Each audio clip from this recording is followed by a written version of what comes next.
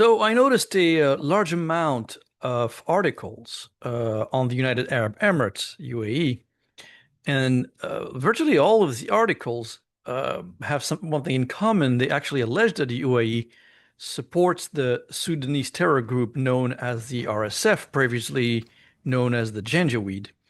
But when you actually dig into the record, the pattern is pretty difficult to ignore. There's a lot of stuff happening that's coming out of the UAE as, well, a key player in what's happening globally. Now, Sudan today, as you know, is facing catastrophic violence.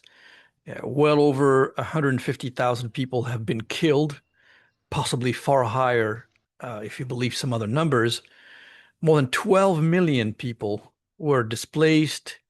We see famine conditions and of course, documented atrocities in Darfur that UN investigators say bear the hallmark of genocide. It is a genocide, nothing else but a genocide. The RSF, which, as you know, grew out of the Janjaweed militias that terrorized the region for a long time and continue to do so, has been accused of systematically targeting non-Arab communities through mass killings, through rape. They've been doing siege tactics and have committed all sorts of atrocities. The key issue is really external support.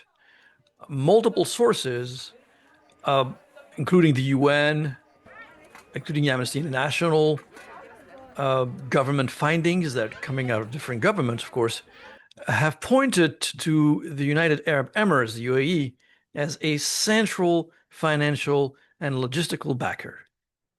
Evidence that they provided are many, and they include alleged weapon transfers that are routed through countries like Chad and Libya, Emirati origin armored vehicles in RSF positions, so the RSF have these vehicles, and a gold for arms pipeline where Sudanese gold, that's the wealth of Sudan, would flow into Dubai while military support flows back.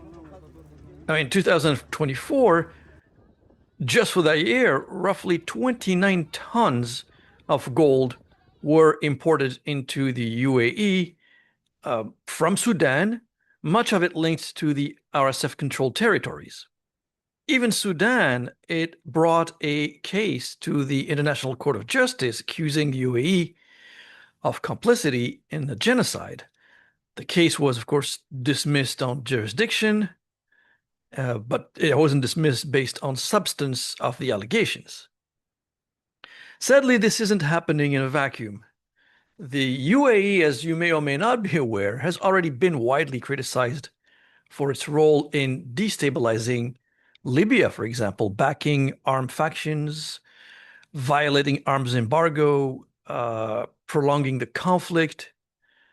We know they've been siding with warlord Khalifa Haftar, giving him all sort of support. But UAE, of course, has been extremely active and intervening in Yemen, for instance. And they've certainly influenced operations across the Horn of Africa. I do cover the Sahel region, and I have sneaky suspicions that there also are maybe allegedly involved in the Sahel. So what makes this especially significant is that the UAE is not isolated. That's the problem. It is deeply embedded in Western financial systems. We know it's a major arms customers and, of course, a strategic partner to the US and to Europe. And the UAE has become a huge liability. In the long run, we'll see whether the leadership in the UAE will do a course correction or whether they'll continue to support destabilizing many regions around the world.